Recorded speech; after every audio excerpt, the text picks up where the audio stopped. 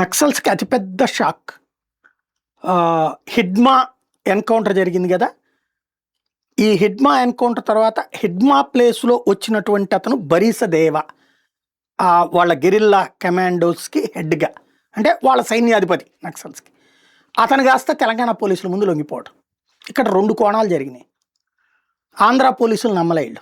ఆంధ్ర పోలీసులకు అప్పుడు ఆ హిడ్మాతో పాటుగా మరికొంతమంది లొంగిపోవడానికి వచ్చిన హిడ్మాన్ అయితే ఎన్కౌంటర్ చేసేశారు.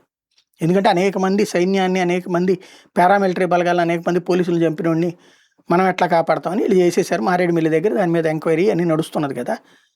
అంటే ఆంధ్ర పోలీసులు నమ్మలేదు వీళ్ళు. నక్సలైట్లు ఇప్పుడు తెలంగాణ ప్రభుత్వాన్ని నమ్ముతున్నారు, తెలంగాణ పోలీసులు నమ్ముతున్నారు. ఎందుకంటే తెలంగాణ ప్రభుత్వం వాళ్ళ మీద ఎంతైతే తలకి పెట్టారు వాల్యూ, ఆ డబ్బులు వెంటనే చేతి క్యాష్ ఇచ్చేస్తుంది. ఆంధ్ర పోలీసులు వచ్చేటప్పుడు ముందో 25,000 50,000 ఇచ్చి నువ్వు ఉండమంటున్నారు. ఆ తర్వాత వాళ్ళ మీద ఇవ్వడం ఎప్పుడవుతుందో తెలియదు. కాబట్టి భారతదేశంలో బీజేపీ ప్రభుత్వానికి వ్యతిరేకంగా, లేకపోతే కేంద్ర ప్రభుత్వానికి వ్యతిరేకంగా లొంగిపోవాలి అనుకుంటున్నటువంటి నక్సలైట్లు ఆంధ్రాలో కాకుండా తెలంగాణలోని కాంగ్రెస్ ప్రభుత్వం బాటెంచుకుంటున్నారు. అందుకని ఇంత ప్రముఖమైనటువంటి హిడ్మా తర్వాత హిడ్మా అంతటోడు వచ్చి తెలంగాణ పోలీసులు ఎదుటి లొంగిపోవడం ఒక ఎత్తు, అతనితో పాటుగా మరికొంతమంది సీనియర్లు లొంగిపోతుండటం మరొక ఎత్తు. ఇది నక్సల్స్కి అతిపెద్ద చావు దెబ్బ లాంటిది, ఆయుధాలతో సహా దొరకడం అన్నటువంటిది.